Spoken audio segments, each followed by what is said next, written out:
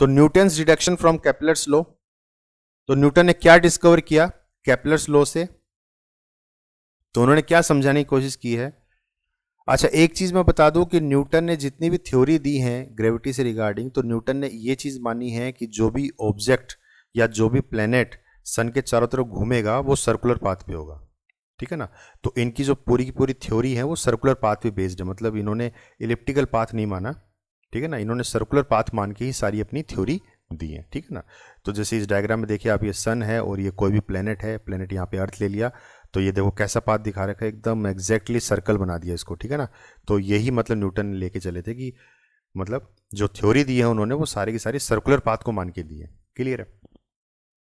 तो न्यूटन ने Kepler's law की हेल्प से क्या निकाला यहाँ पे कि Newton suppose that a planet earth revolve around the sun in a circular path of radius r, let v be orbital velocity of the earth. तो उन्होंने कहा कि मान लीजिए ये सन है और ये हमारा कोई भी प्लेनेट है, तो प्लेनेट अर्थ है और दोनों के बीच में जो डिस्टेंस है वो आर ले लिया, ठीक है ना। और ये जो प्लेनेट है ये अर्थ के चारों तरफ एक सर्कुलर पाथ में रोटेट करेगा और जो इसकी वेलोसिटी होगी वो क्या होगी, वी होगी, ठीक है ना। तो रेडियस आर है और वेलोसिटी वी है, ठीक है ना। तो when an object moves in a circular path of radius r with velocity v, it experiences an acceleration, और वो एक्सेलरेशन क्या होती है, वी स्क्वायर अपॉन आर, जिसे हम क्या बोलते हैं, सेंट्रीपिटल एक्सेलरेशन। तो ये नया कॉन्सेप्ट आपके लिए सेंट्रीपिटल एक्सेलरेशन वगैरह, तो ये हम लोग देखिए डिटेल में इसको स्टडी करेंगे 11th क्लास में, ठीक है ना। ये 11th क्लास का टॉपिक हो जाता है यहाँ पे, तो आपको ज़्यादा डिटेल में नहीं है, आपको सिंपल ये फॉर्मूले यूज़ करने हैं।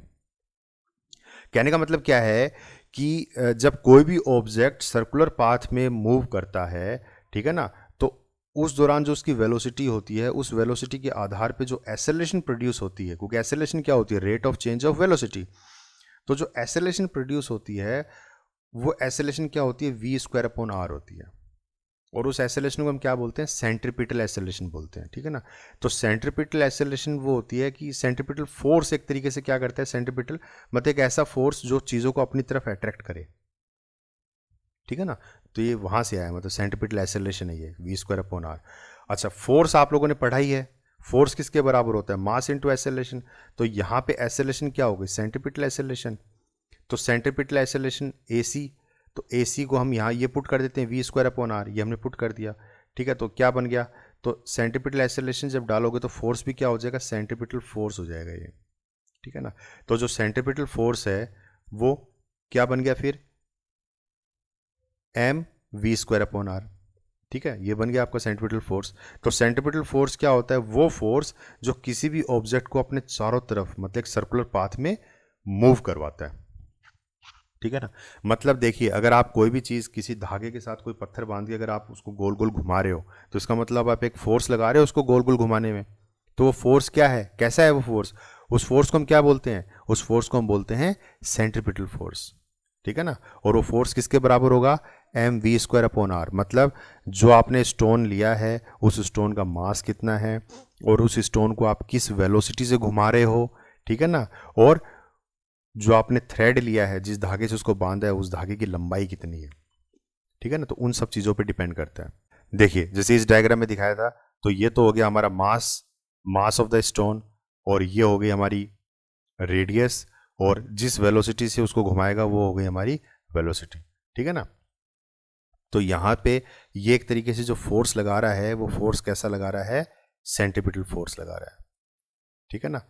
ये सेंट्रीपिटल फोर्स लग रहा है, और ये किसके बराबर होगा, mass into centripetal acceleration, centripetal acceleration. और सेंट्रीपिटल एक्सेलरेशन क्या होती है, सेंट्रीपिटल एक्सेलरेशन होती है v square upon r, v square upon r, ठीक है ना। तो ये तो हमारे पास आ गया सेंट्रीपिटल फोर्स, ठीक है ना। अब टी को क्या मान लिया, time taken by the earth to complete one revolution, ठीक है ना। कि टाइम टी क्या है यहाँ पे, कि एक कंप्लीट रेवोल्यूशन मतलब एक कंप्लीट चक्कर काटने में कितना टाइम लग रहा है, तो उसको हमने क्या ले लिया, कैपिटल टी। क्लियर है। और वेलोसिटी क्या होती है, डिस्टेंस अपॉन टाइम होता है। तो डिस्टेंस, कितना डिस्टेंस कवर कर रहा है, वो पूरा एक सर्कल काट रहा है ना, तो सर्कल काट रहे, इसका मतलब सर्कल की सरकमफ्रेंस हो गई, जो सर्कल की सरकमफ्रेंस होगी वही क्या होगा, डिस्टेंस होगा। तो सरकमफ्रेंस कितनी होती है, 2πr, आर क्या है, रेडियस, तो डिस्टेंस हो गया 2πr, और टाइम कितना ले रहे हैं, कैपिटल टी, तो वेलोसिटी कितनी होगी 2πr/t। ठीक है, अब इस वेलोसिटी को क्या करना है, इसको यहां पुट करना है इस v² की जगह। क्लियर है, तो आपका एक्सप्रेशन क्या बन जाएगा, तो putting the value of v from above equation, तो व्हाट वी विल गेट, तो f क्या हो जाएगा m/r, और v² की जगह क्या हो जाएगा 2πr/t का होल स्क्वायर। तो जब इसको आप सोल्व करोगे तो आपके पास क्या आया, ये एक्सप्रेशन आएगा 4π² mr/t²। अब ये जो t² है इसकी जगह हम केपलर्स लॉ लगा देते हैं, केपलर्स थर्ड लॉ। तो केपलर्स थर्ड लॉ क्या कहता है, as per Kepler's third law कि t², the square of the time period is directly proportional to the cube of the semi major axis. तो directly proportional था, तो proportionality हटा के यहाँ पे k आ गया, मतलब k कांस्टेंट आ गया ना। ठीक है, तो ये केपलर्स थर्ड लॉ है, तो t² की जगह यहाँ पुट कर दो, तो ये हमने t² की जगह यहाँ पुट कर दिया, तो ये एक्सप्रेशन आ गया f का। अब इसमें कुछ कटेगा, देखिए इसमें नहीं, इसको काटा नहीं है, ये पूरा का पूरा कांस्टेंट मान लिया इन्होंने। तो ये क्या कह रहे हैं कि f जो है, f और r² के बीच में क्या रिलेशन है, कि f is inversely proportional to the distance separating the two objects. ठीक है ना, तो यहाँ पे दो ऑब्जेक्ट कौन कौन से हैं, एक तो सन है और एक अर्थ है, दोनों के बीच में दूरी कितनी है, r दूरी है। ठीक है ना, तो जो फोर्स लगेगा वो कैसा होगा, इनवर्सली प्रोपोर्शनल होगा to the square of the distance between them.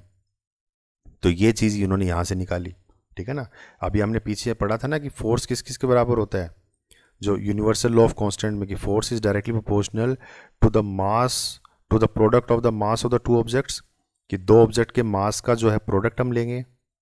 ठीक है ना, और दूसरा हमने क्या निकाला था कि जो फोर्स होता है वो इनवर्सली प्रोपोर्शनल होता है to the square of the distance separating the two objects. ठीक है, तो ये वाली जो चीज़ है वो हमने यहाँ पे देखिए ड्राइव कर दी। ठीक है ना, और इसी तरीके से न्यूटन ने ये चीज़ भी ड्राइव की थी। तो ये चीज़ आपके अभी सिलेबस में है नहीं। ठीक है, आप सिर्फ ये एक्सप्रेशन यूज़ करोगे। तो इनको जब कंबाइंड कर देंगे हम, तो f क्या हो जाएगा, directly proportional to m1 m2/r², और फिर प्रोपोर्शनलिटी कांस्टेंट हटाएंगे तो वहाँ पे क्या आ जाएगा, कैपिटल G आ जाएगा, जिसे हम बोलते हैं ग्रेविटेशनल कांस्टेंट। तो ये हम आगे पढ़ेंगे। ठीक है, तो ये चीज़ है।